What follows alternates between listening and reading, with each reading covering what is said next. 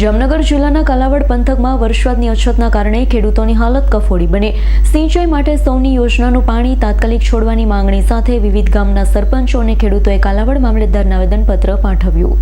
ચાલુ ચોમાસાની સિઝનમાં કાલાવડ પંથકમાં વરસાદ નહિવત રહેતા ખેતી પર ગંભીર સંકટ ઊભું થયું છે। વરસાદના અભાવે પાક નિષ્ફળ જવાની ભીતિ વચ્ચે ખેડૂતોની ચિંતામાં વધારો થયો છે।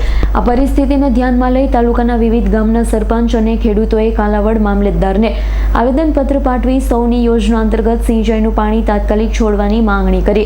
આવેદનપત્રમાં જણાવ્યા મુજબ કાલાવડ તાલુકાના પીપર ગામ ખાતે સૌની યોજનાની લિંક પેકેજમાંથી પાણી પહોંચે છે। આ લિંક મારફતે પીપર, રાજડા, શીશાંગ, મોટા વડાડા, સિંધુડી, પીઠડિયા, સોરઠા, સત્યા, નાની નાગાજર, મોટી નાગાજર અને કૃષ્ણનગર સહિતના અનેક ગામોને સિંચાઈનું પાણી મળી રહે છે। છેલ્લા ઘણા સમયથી આ લિંક મારફતે પાણી ઉપલબ્ધ ન બનતા ખેડૂતો મુશ્કેલીમાં મુકાયા છે। એક તરફ વરસાદની અછત અને બીજી તરફ સિંચાઈનું પાણી ન મળતા ખેતી બચાવવી ખેડૂતો માટે પડકારરૂપ બન્યો।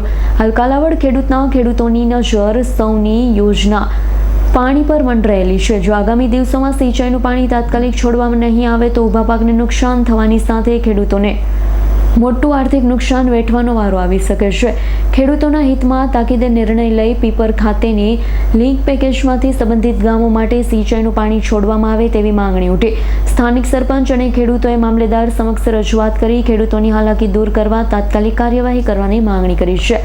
વરસાદની અછત વચ્ચે જો સમયસર સિંચાઈનું પાણી મળી રહે તો ઊભા પાકને બચાવી શકાય તેમ ખેડૂતો જણાવી રહ્યા છે। હર્ષલ ખંદેડિયાનો રિપોર્ટ, S9 ન્યૂઝ, જામનગર।